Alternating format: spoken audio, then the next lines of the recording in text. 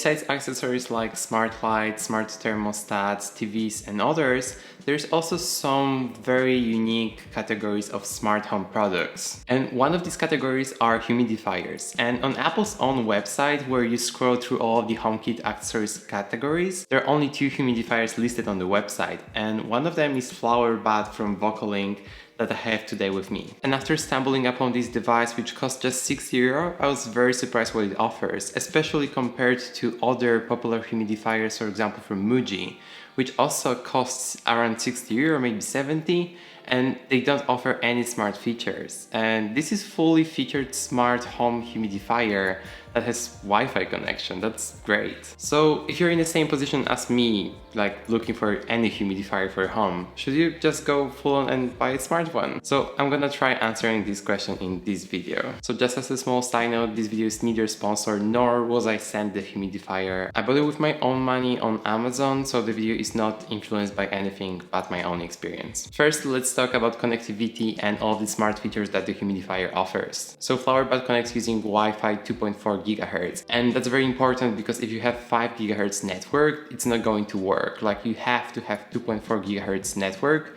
and if you have dual band, that's totally fine, and that's exactly the setup that I'm using. It works with Apple Homekit out of the box, so you don't even have to install the manufacturer's app. And exactly like all the other HomeKit devices, you can control it using the Home app or Siri. So for example, you can turn the humidifier off or on, you can set it to a certain threshold, or you can also control the light inside of the humidifier. After you get the VOCOlinc app, you can also set the humidifier to work with Google Home and Amazon Alexa. There are also a few additional features in the app, like being able to set a schedule for the humidifier, or control light effects that are not supported by Apple Home nor all the other smart home apps. And as for the humidifier itself, it's actually pretty standard. It's designed to look like a flower, hence the FlowerBud name. There are 2 buttons on the front that allow you to control the humidifier and the light without using your phone. If you press and hold the mist button, you can set a time schedule for 2, 4 or 8 hours. And by holding the light button, you can simply change the color of the light. The humidifier is ultrasonic, so you can use any essential oils with it. It holds up to only 300 milliliters of water, but that's enough for 2 nights of using it all the time. You can refill it using the included 150 milliliter measuring cup, although it's ridiculously small. And also the humidifier is best for spaces under 37 square meters. And again, compared to something like humidifier from Muji, which is very popular in Europe,